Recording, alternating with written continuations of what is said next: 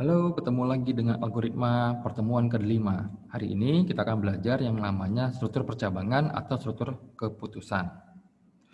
Saya awali dengan sebuah quote dari Steve Jobs yang mengatakan bahwa if you don't love it, you are going to fail. Artinya, jika kamu tidak mencintai itu, maka kamu akan fail atau gagal. Sama halnya, sekarang kita sudah pertemuan kelima untuk mata kuliah algoritma. Artinya kalau kalian belum mencintai algoritma, kalian pasti akan gagal. Maka mulai saat ini, bagi yang belum mencintai algoritma, cintailah algoritma. Orang yang mencintai sesuatu akan berhasil. Itu kata dari Steve Jobs. Yang berikutnya ada sebuah pohon dan ada jalan yang bercabang. Ini saya ibaratkan dengan sebuah keputusan. Semua orang pasti dihadapkan pada keputusan untuk memilih. Kita pilih jalan yang ke kanan atau kita pilih jalan yang ke kiri. Dengan pilihan, kita akan dihadapkan dengan atau, ya, logika OR. Logika OR ini akan menghasilkan salah satu, nggak bisa keduanya, kiri atau kanan. Pilih jalan kiri, maka akan menghasilkan sesuatu. Pilih jalan kanan juga akan menghasilkan sesuatu. Artinya, setiap pilihan memiliki konsekuensi tertentu. Sama halnya dengan bahasa pemrograman. Dalam bahasa pemrograman juga kita akan dipaksa untuk memilih. Misal, kalau kita ke ATM, dia akan masuk, pilih bahasa apa, bahasa Indonesia atau bahasa Inggris. Kemudian setelah masukkan PIN, dia nanya mau ngambil uang berapa, kan gitu ya. Atau kita mau melakukan apa, transfer kah, atau tarik tunai kah, atau cek saldo saja kah, atau apa. Itu pilihan. Artinya program itu memberikan kita pilihan, kita akan melakukan apa. Dalam algoritma, kita mengenal yang namanya satu simbol, yaitu simbol condition. Simbol condition seperti ini. Jika kondisi ini terpenuhi, jika dia true, maka dia ke bawah. Jika dia false, maka dia ke arah yang sebaliknya. Oke. Nah, setiap kondisi ini bisa ditambahkan lagi kondisi berikutnya. Misalkan, jika kondisi ini terpenuhi, maka cek lagi kondisi bila benar. Contohnya begini ya, jika bilangan modulus 2 kalau benar, maka dia cek lagi ke sini. Apakah bilangan yang dimasukkan itu lebih besar dari 0? Kalau iya, maka muncul di sini bahwa bilangan Anda adalah bilangan genap positif. Jika tidak, dia akan cek lagi apakah lebih besar dari 0 atau tidak. Jika iya, maka dia dikatakan sebagai bilangan ganjil negatif. Gitu. Oke. Nah, dalam C++ terdapat dua jenis struktur keputusan, yaitu statement if dan statement switch. Statement if dibagi menjadi dua jenis, yaitu statement if dan if else. Bagaimana? Mari kita lihat. Statement if ditulis dengan cara if dalam kurung kondisinya seperti apa, kemudian jika ini benar, maka dia harus berbuat apa. Contohnya, jika if A itu lebih kecil dari 10, maka tampilkan kecil dari 10. Kalau kita buat flowchart-nya, kondisinya di sini yaitu A kecil dari 10, kalau benar maka ke sini, kalau tidak dia ke sini. Bisa mengacu pada program lain atau bisa juga selesai. Untuk program ini bisa kita contohkan, misalnya di sini kita membuat INTA, kemudian kita misalnya minta user ya, kalau di sini kita langsung saja, tapi kalau di sini kita langsung minta dari user saja, yaitu cout, masukkan sebuah angka. Oke, kemudian di sini kita tampung di variabel A. Kemudian kita buat di situ adalah if A kecil dari 10, maka dia tampilkan di layar di bilangan atau angka kecil dari 10. Oke, kalau ini kita jalankan, kita save dulu, kita if c01, save. Nah, kita lihat, kita masukkan angkanya misalnya 4, maka munculnya angka kecil dari 10. Namun kalau kita isikan angkanya 12, maka tidak muncul apa-apa. Nah, kok bisa begitu, Pak? Ya, karena di sini dia hanya melihat kalau kondisi benar. Kalau kondisi salah, dia tidak memunculkan apa-apa. Makanya dia langsung pada statement selesai, yaitu tidak muncul apa-apa. Nah, bagaimana kalau saat dia salah kita akan munculkan sesuatu? Maka kita bisa menggunakan else. Else ini artinya jika kondisi itu terpenuhi, maka dia lakukan di sini. Jika tidak terpenuhi, lakukan pada bagian else. Statementnya seperti ini kalau pada flowchart-nya, if kondisi ini benar, maka dia ke sini. Ya, jika salah, maka dia ke sini dan selesai. Berbeda dengan sebelumnya, yang sebelumnya kalau salah dia langsung selesai. Oke, maka untuk program yang tadi kita akan coba untuk menambahkan statement else-nya. Begini. Else yaitu langsung saja buka kurung lagi, cout angka lebih besar dari 10. Seperti itu. Kemudian kita lihat jika kita masukkan angka 12, maka akan muncul hasilnya adalah angka lebih besar dari 10. Oke, baik. Nah, bagaimana kalau pilihannya ada 3? Misal begini. Misal kalau saya ingin ya sebuah program masukkan sebuah angka, kemudian saya masukkan di sini 10, dia akan muncul begini.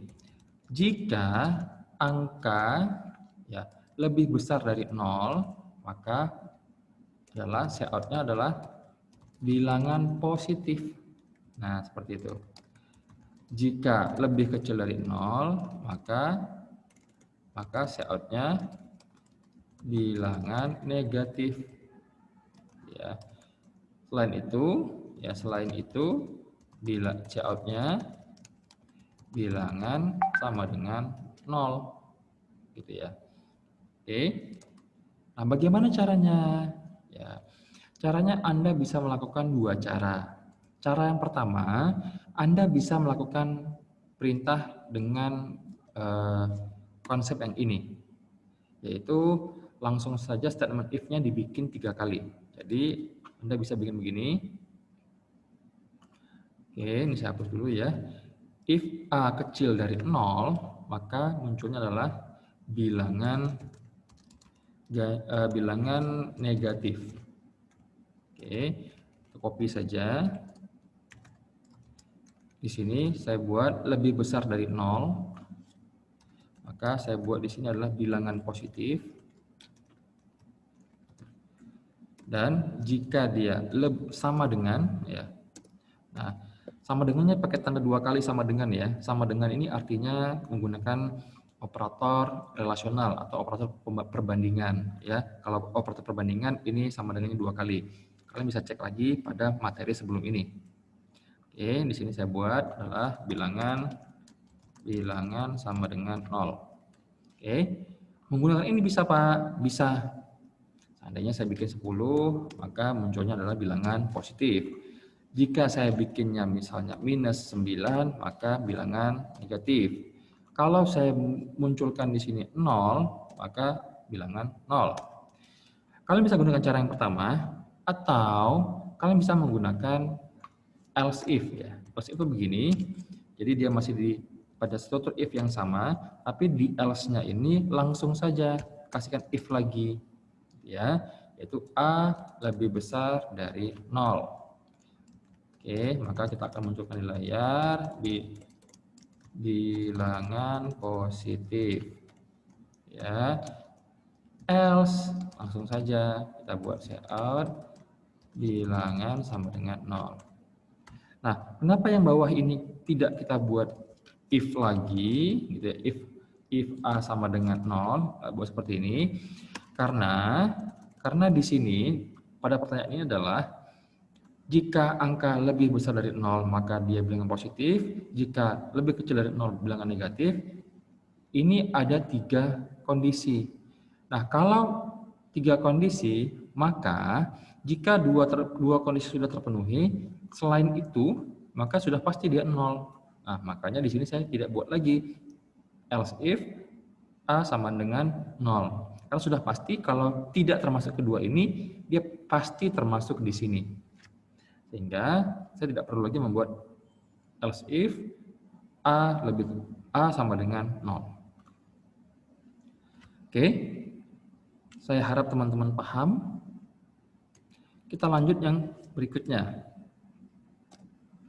yaitu statement switch ya, statement switch. Statement switch ini adalah statement yang digunakan untuk memilih dari variabel yang ada. Contoh misalnya, saya akan switch variabelnya apa, ya. Kemudian saya dalam kurung case ini artinya dia akan memilih pilihannya apa.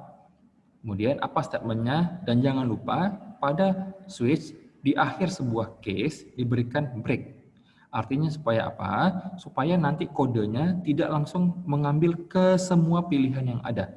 Jadi perlu diberikan break. Jadi kalau tidak ada breaknya, nanti jangan akan ambil semua pilihan yang ada di sini.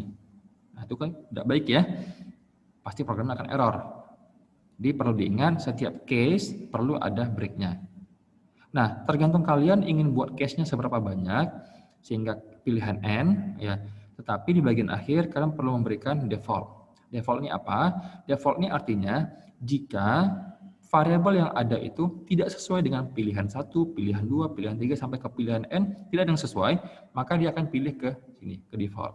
Default ini sama seperti perintah else-nya ini. Jadi kalau tidak termasuk pada kondisi ini, maka dia di sini, di else ini. Nah, kalau pada statement switch itu dikatakan sebagai default. Oke. Nah, contoh di sini adalah switch kode, di mana kode ini kalau kita masukkan, bisa apa saja kodenya. Contohnya adalah misalnya case.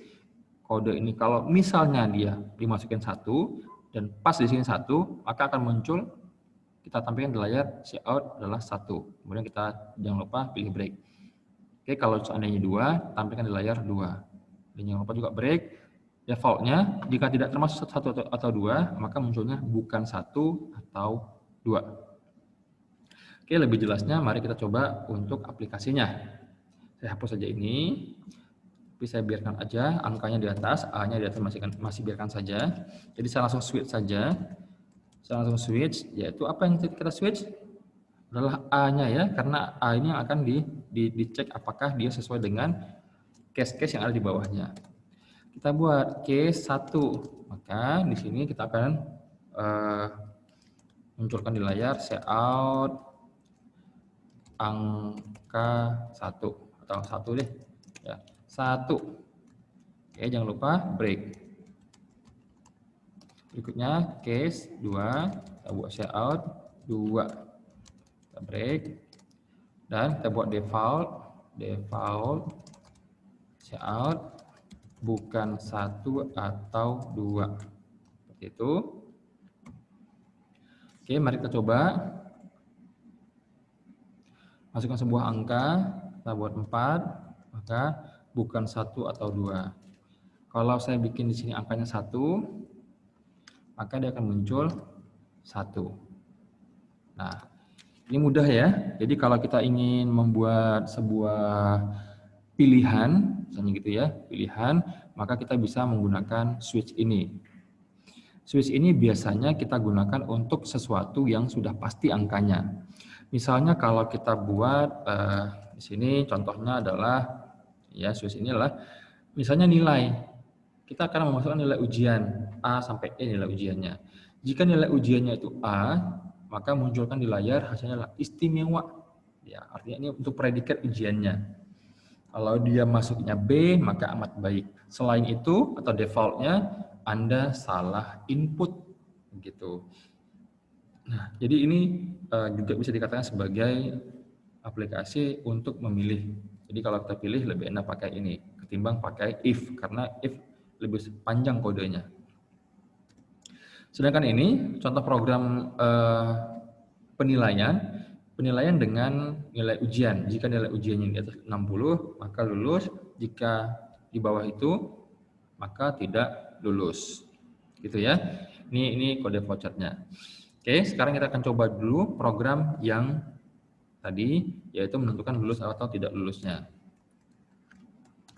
Misalnya di sini kita masukkan sebuah nilai, nilainya masih variabel A, kita buat if A besar dari 60, maka saya katakan kamu lulus, maka saya out lulus. Ya. Selain itu, maka kamu tidak lulus, tidak lulus. Oke, seperti itu. Mudah sekali. Kita lihat hasilnya. Di sini misalnya kita masukin nilainya 65, maka dia lulus. Nah, bagaimana caranya jika kita ingin membuat sebuah aplikasi? Aplikasi itu adalah aplikasi untuk menentukan nilai. Misal, jika nilai angkanya itu lebih besar dari 0 dan kecil dari misalnya 20. Gimana caranya? Oke, berarti kita perlu membuat operator dan. Ingat ya, operator dan ini kita gunakan dengan operator logika. Simbolnya tanda dan 2 kali. Atau seperti tanda angka 8 ini 2 kali. Oke, kita buat saja di sini seperti ini. Nanti akan kita konversi menjadi nilai huruf. Caranya begini. If A besar dari 0 dan A kecil dari 20, ya, maka munculkan di layar cout-nya adalah E. Nilai kamu E. Else if A besar sama dengan 20 dan ya, jadi kita buat ininya 20-nya masih di sini ya. Jadi kita buat sini masih sama dengan ya, begini saja biar kalau 21 baru termasuk dia D ya, jangan 20. Oke, buat A lagi, A kecil sama dengan 40, maka dia akan cout D. Nah, agar lebih mudah kita copy saja, ini copy saja. Nah, 1, 2. Oke, D di sini di sini C, di sini B, itu lagi di sini A. Oke, E berarti ke 20, di sini kita bikin 40, di sini kita bikin 60, di sini kita bikin 80. Di sini kita bikin 40, di sini kita bikin 60, kita bikin 80, di sini kita bikin 100. Oke, coba ya. Dengan sebuah nilai kita bikin misalnya 75, maka nilai saya adalah B. Oke, kalau saya bikin misalnya 150, tidak muncul apa-apa. Kalau saya bikin minus 5, tidak muncul apa-apa. Oke, agar muncul sesuatu, kasih else di sini. Else, kasih out, misalnya error. Nah, begitu ya. Error. Oke. Nah, saat ini kita bikin minus 5, maka munculnya adalah error. Oke, ini cara untuk kita menggunakan statement if dan menggunakan kondisinya, menggunakan 2 kondisi seperti ini.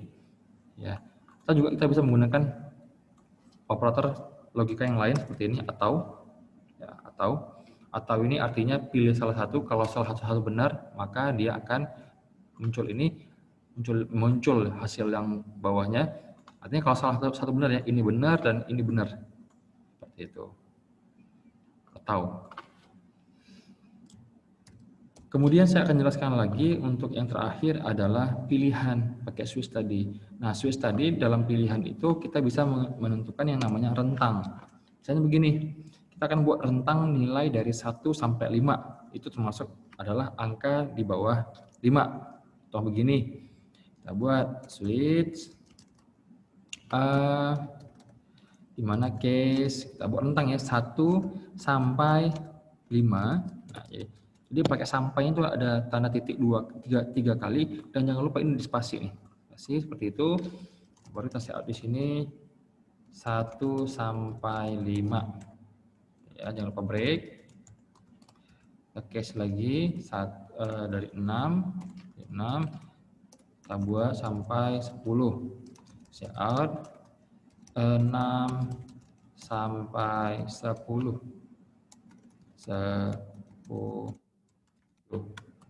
Oke, kita break.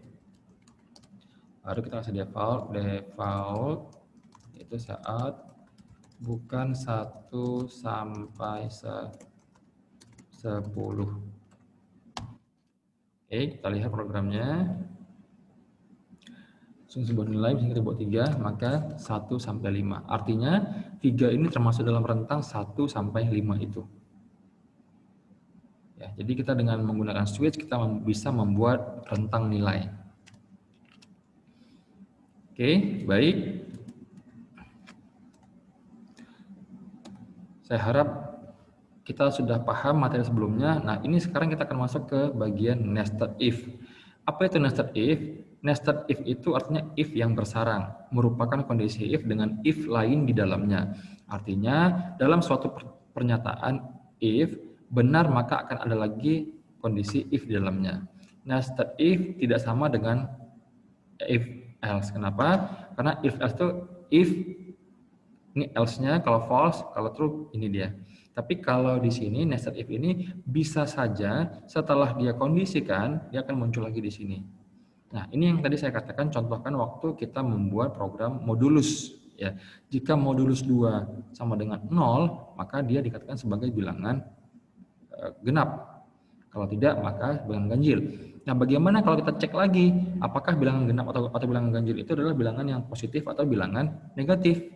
Nah, itu bisa kita lakukan dengan cara nested if. Oke, cara penulisan nested if ya adalah dengan cara if kondisinya apa, kita buka kurung, if lagi kondisinya apa, kurung lagi. Nah, statement di sini juga bisa kita akan tambahkan lagi if di dalamnya, sehingga kondisi if untuk nested if itu tidak terbatas. Oke, tidak terbatas. Juga else-nya juga bisa kita berikan kondisi if lagi di sini. Juga tidak terbatas. Oke, contohnya misalnya kita buat sebuah aplikasi di mana di sini ada, kita akan cek apakah Anda karyawan tetap, ya atau tidak. Kita masukkan ke variabel karyawan tetap. Di sini variabelnya adalah char, artinya kita akan masukkan dia nanti Y atau T saja. Kemudian apakah Anda memiliki sertifikat keahlian, Y atau T saja. Kemudian kita masukkan sertifikatnya. Jika dia karyawan tetap iya, maka cek lagi apakah karyawan tetap tersebut memiliki sertifikat. Jika ya, maka gajinya adalah 10 juta. Jika tidak, maka gajinya 7,5 juta. Selain itu, artinya dia akan gaji 5 juta. Oke. Nah, mari kita coba programnya untuk aplikasi ini ya.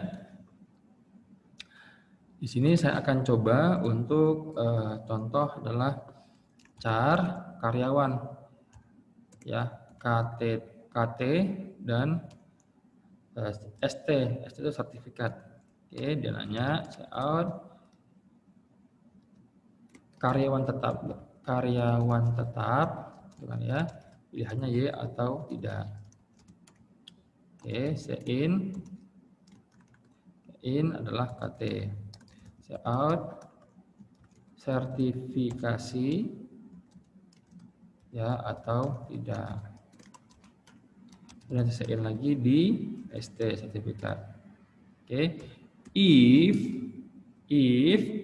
ya KT sama dengan Y, maka cek lagi if lagi, apa kita if kan adalah ST sertifikat sama dengan Y juga, maka baru kita munculkan out gaji adalah 10 juta.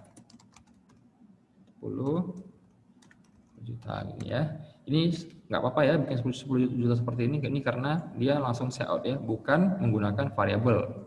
Jadi nggak apa-apa, langsung kita tulis seperti ini. Biar bagus nanti hasilnya. Else kita akan buat say out gaji adalah 7.500.000.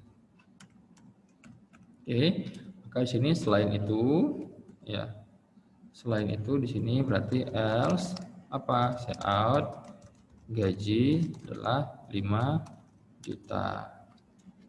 Oke, coba programnya. Apakah Anda karyawan tetap? Ya. Apakah sertifikasi? Tidak. Maka gaji saya 7,5 juta. Itu ya. Kalau seandainya saya itu karyawan tetap, saya juga punya sertifikasi, maka saya adalah gaji saya 10 juta. Dan kalau saya itu bukan karyawan tetap, tapi saya punya sertifikasi, ya tetap gaji saya 5 juta. Kok bisa begitu, Pak? Ya, karena sertifikasi ini hanya untuk karyawan tetap. Kalau dia nggak karyawan tetap, maka tidak akan ditanya untuk sertifikasinya. Maka akan otomatis muncul yaitu 5 juta. Oke. Mudah ya. Nah, bagaimana Pak kalau saya ingin cek juga? Bisa saja ya. Jadi kalau dia punya sertifikasi walaupun bukan karyawan tetap, maka akan ditambahkan 2,5 juta. Copy saja bagian ini. Nah, dan taruh di sini. Seperti itu ya. Gimana? Gajinya berapa? Gajinya di sini adalah 7,5 juta. 7,5 juta dan ini adalah gajinya 5 juta. Oke, kita lihat.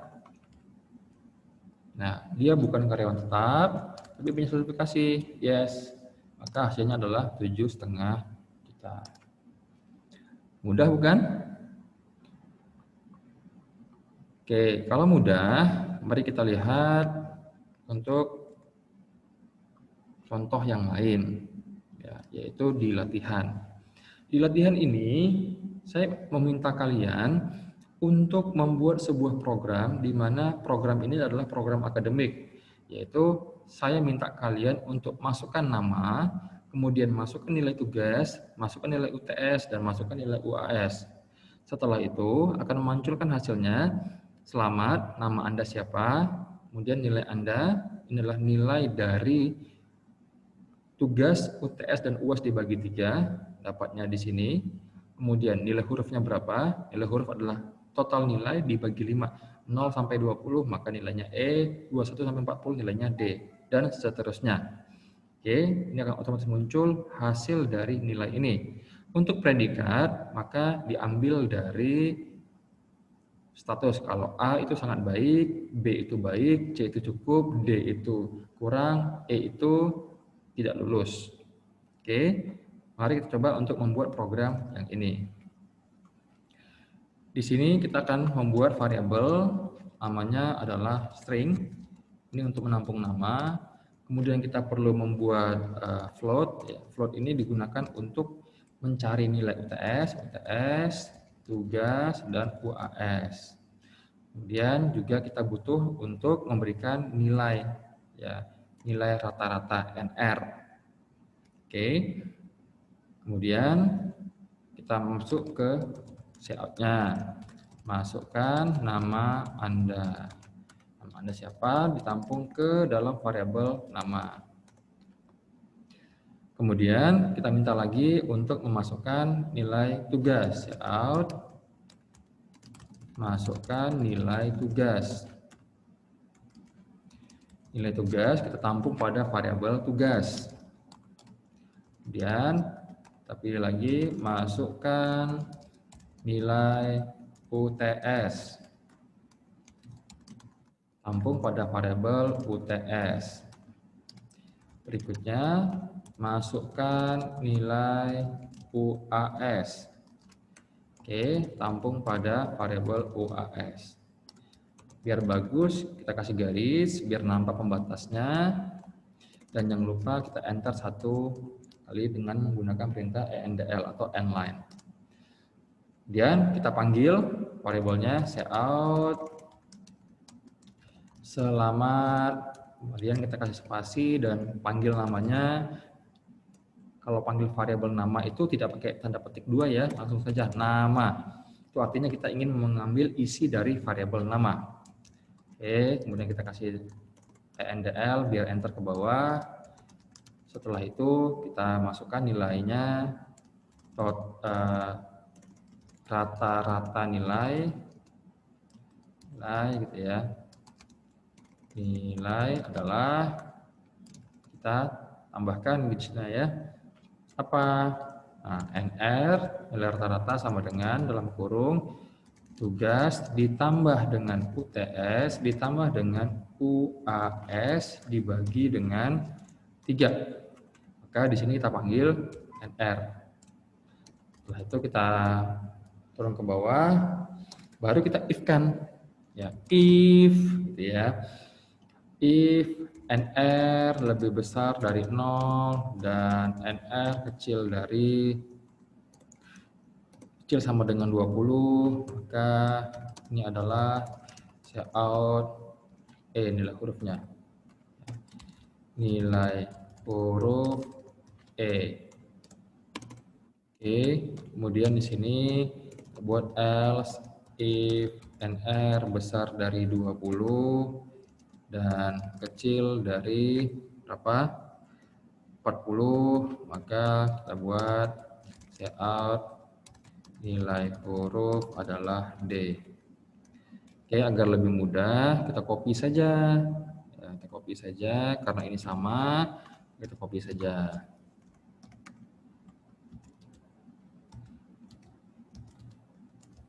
Oke, kita lihat ya, 40. Sini kita buat 40, di sini 60, di sini 80. Sama juga sini adalah 60, di sini 80, di sini adalah 100. Oke. Nah, di sini kita buat else saja, yaitu else-nya adalah cout salah nilai ya. Di sini D, di sini kita buat C, di sini B, dan di sini adalah A. Berikutnya kita gunakan switch ya untuk mendapatkan nilai huruf ini. Nah, karena nilai huruf ini sifatnya adalah seperti ini, sifatnya adalah nilai huruf E. Nilai huruf E ini tidak bisa kita langsung panggil pada switch ya. Jadi kalau kita ingin buat di sini switch seperti yang sudah saya contohkan di sini ya. Nah, tadi ya. Tadi kan kita waktu di program ini sebenarnya sudah ada, yaitu seperti ini. Istimewa, aman, baik, cukup, mendekati cukup, salah input. Ya, seperti ini ya. Artinya nilai ini yang akan dicek. Nah, karena kita menggunakan nilai rata-rata itu adalah nilai rata-rata menggunakan angka, kita perlu dulu membuat variabel char ini untuk menampung nilainya. Oke, cara begini. Kita tidak bisa langsung menggunakan ini. Maka kita perlu satu buat variabel lagi. Di sini adalah char adalah nh, nilai huruf. Nah, cara bagaimana? Kita perlu hapus semua ini. Jadi kita perlu assignment nh sama dengan adalah e. Seperti itu. Jadi semuanya kita ganti tidak menggunakan cout. Kenapa begitu? Karena cout ini tidak bisa kita kondisikan. Kita hapus. Kita hapus ya. Seperti ini. Oke, ini berarti D, di sini kita bikin C, di sini kita bikin B, di sini kita bikin A, di sini kita bikin X. Munculnya nanti di sini cout nilai huruf adalah NH. Dan kita enter. Nah, karena kita sudah punya nilai huruf, baru bisa kita switchkan, yaitu NH di sini. Nah, kita case, karena ini menggunakan char, maka untuk case-nya kita perlu memberikan petik 1. Jika dia nilai A besar, maka kita buat di situ cout, statusnya apa? Yaitu istimewa atau amat baik deh, amat baik gitu ya. Oke, kita buat, jangan lupa kasih break. Oke, biar gampang kita copy saja. Oke, A, B, di sini C, di sini D, di sini E, di sini X. Oke, atau kita buat default saja amat baik. Kemudian di sini baik, di sini cukup, ya, cukup. Kemudian di sini kita buat kurang. Di sini kita buat belum lulus. Belum lulus. Dan di sini kita buat error. Oke, di sini kita nggak usah pakai default X lagi, tapi kita buat default, ya. Oke, untuk tugas pertama ini sudah selesai. Ini adalah program untuk menggabungkan kesemuanya, ya. Di sini kita menggunakan if dan di bawahnya kita menggunakan switch. Oke. Oke, salah ya. Kenapa salah di sini? Salah di sini karena kita menggunakan char, kita tidak bisa menggunakan tanda petik 2, tapi kita harus menggunakan tanda petik 1. Ya, kita harus mengganti semua ini dengan tanda petik 1. Karena char itu tidak bisa dengan petik 2. Petik 2 itu digunakan oleh string, ya. String yang menggunakan petik 2. Kalau petik 1 ini digunakan oleh char. Oke, coba lagi. Oke, nah jangan lupa di sini juga ya harus ada NR-nya ya, NR-nya. Oke, NR di sini, NR di sini, NR di sini. Oke. Nah, ini dia. Masukkan nama Anda, Yudi, nilai tugasnya 100, nilai UTS-nya 100, UAS-nya 100, maka selamat Yudi, nilai rata-rata Anda 100, nilai hurufnya C. Hah, kok C nilai saya? Kita lihat dulu nih. Ya. Oh iya, kenapa? Karena ini 600 dan 800 ya. Jadi dia jauh sekali tuh. Nah, oke, kita lihat sekali lagi Yodi 100, 100, 100, maka rata-rata nilainya adalah 100, nilai hurufnya A dan amat baik. Oke, sudah sesuai dengan tugas yang sudah kita buat di sini. Nah, untuk tugas nomor 2, untuk latihan nomor 2, saya minta kalian kerjakan. Bagi yang sudah bisa kerjakan, silakan coba jawab di bawah. Nanti akan saya koreksi. Di sini adalah kita diminta untuk membuat sebuah program hotel bahagia. Hotel bahagianya sampai di sini akan muncul otomatis, ya. Jadi dari hotel bahagia sampai masukkan nama Anda muncul otomatis. Kemudian masukkan nama Anda Yudi. Masukkan jenis kamar Anda 1 sampai 4. Jadi pilihannya 1 sampai 4. Kalau 1 itu berarti dia adalah VVIP. Kemudian dia akan masuk lagi ke lama inapnya 3 hari. Dia akan tanya lagi, apakah Anda menginap dengan sarapan? Kemudian inputnya adalah Y atau tidak, Y atau yes atau no, Y atau N. Yaitu kalau dia dengan sarapan maka dia akan membayar 50.000 per hari atau per malam. Oke, contohnya di sini saya juga sarapan, maka kamar Anda adalah VVIP, lama menginap 3 malam, 3 karena saya buat 3 malam, dengan sarapan, karena di sini saya buat Y dengan sarapan. Maka total bayarnya adalah 3 dikali 1 juta ditambah 3 kali 50.000, yaitu 3.150.000. Oke, silakan bagi yang bisa jawab, silakan jawab di kolom komentar. Baik, itu saja untuk hari ini. Terima kasih. Semoga kalian bisa mendapatkan manfaat dari materi ini dan salam semangat.